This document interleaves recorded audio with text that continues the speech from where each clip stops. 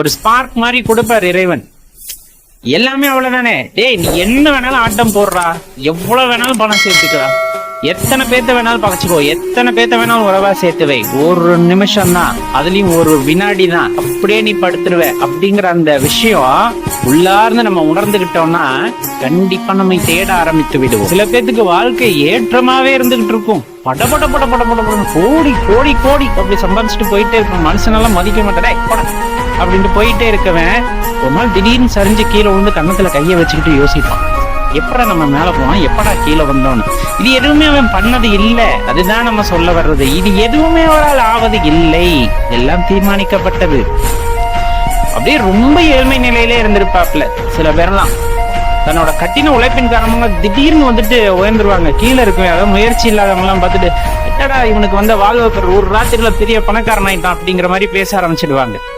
அதுவும் இறைவனின் சித்தம், அவரது வாழ்க்கையில் ஏற்கனவே தீர்மானிக்கப்பட்டது. ஆனா இதை உணர்ந்துக்கணும். விடா பிடிவாதமா இருக்கிறது இல்லையா, எனக்கு இந்த பொருள் வேணும் அப்படின்னா நான் சம்பாதிச்சு வாங்கியே தீர வேண்டும். ஒரு மொபைல் போனோ அல்லது ஒரு வீடோ கட்டுறதுக்கு முயற்சி எடுத்து கட்டுறது இல்லையா. அப்புறம் ஏன் ஆன்மீகத்துல இறைவனை உணர்வதற்கு மட்டும் உங்களுக்கு ரிலாக்ஸேஷன், பரவாயில்ல 60 வயசுக்கு மேல பாத்துக்கலாம் அப்படின்னு. இறைவனை நான் உணர்ந்தாக வேண்டும், என்னுள்ள என்ன நடக்கிறது என்பதை நான் உணர்ந்து கொள்ள வேண்டும் அப்படிங்கிற அந்த விடா பிடிவாதத்துல நம்ம போகும்போது கண்டிப்பா அந்த நிலையை அடைய முடியும். நீங்க இருக்க நிலைமையில முன்னாடி 1வது நேரடியா சேர்த்தாங்க.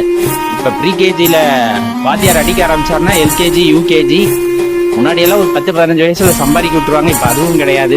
12வது முடிக்கணும், அப்புறம் யூஜி முடிக்கணும், பிஜி முடிக்கணும், டாக்டரேட் முடிக்கணும், போஸ்ட் டாக்டரேட் முடிக்கணும். இந்த மாதிரி ஒவ்வொரு துறையிலையும் பாத்தீங்கன்னா 30 வயசு வரலும் படிக்கணும். அதுக்கு அவங்க மார்க் போடணும், திருப்பியும் சம்பாதிக்கணும், உங்களை நம்பி ஒருத்தர் பொண்ணு கொடுக்கணும், மாப்பிள்ளை கொடுக்கணும்.